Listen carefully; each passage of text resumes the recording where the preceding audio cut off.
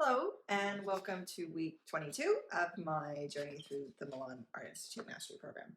So this is the second week of portfolio, and we made two more paintings. Again, sort of, you can't really see their hands, but they're still flipping you off.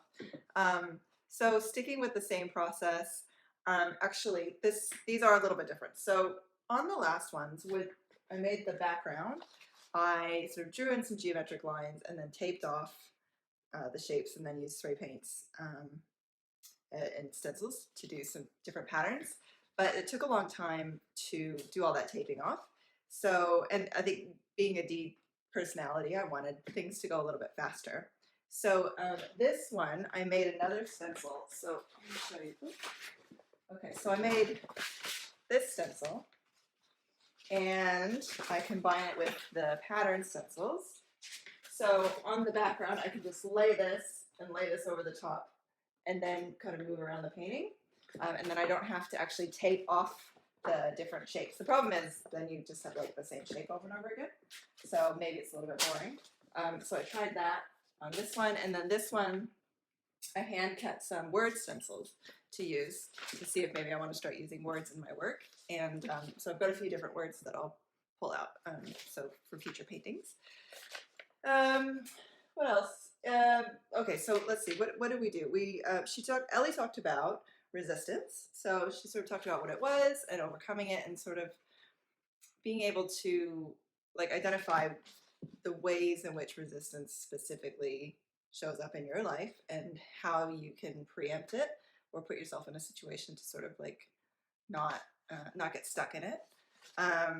Which is weird because when I was in art school in my 20s, we never talked about resistance, but also like I don't remember really experiencing resistance. Like, I mean, I was going to art school full time, so you just kind of wake up and then you just go into the studio and you're in the studio all day and working on your projects, and then you go home. So yeah, I don't know if talking about it makes it a thing or if it's just because I'm older now or if it's something to do with painting that's different than with glass. But yeah, we just never really, I was just always making glass, so it didn't really have any like that resistance. It was not difficult to get into the studio.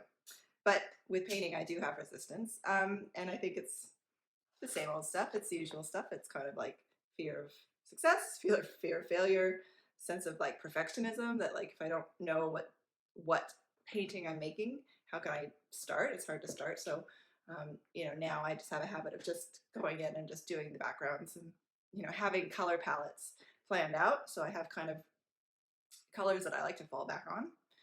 And then that adds consistency to my work. So that was good. And she talked about stages of the creative cycle where you're kind of like discovery and then you're emulating other people and then you're sort of mastered something and you kind of get known for your style and what you do, and then you sort of get bored with it and have a crisis, and then you have to sort of go through this crucible of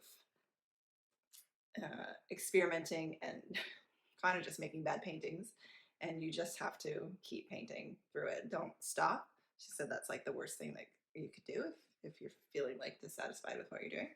You actually have to paint more to sort of get through it. Finding your superpower. So she talked about that, and we touched on that earlier in the voice section. But your superpower is like you go through your trauma and stuff from your life and figure out what your biggest pain was. And then you flip it into a positive, and then like that's your superpower. So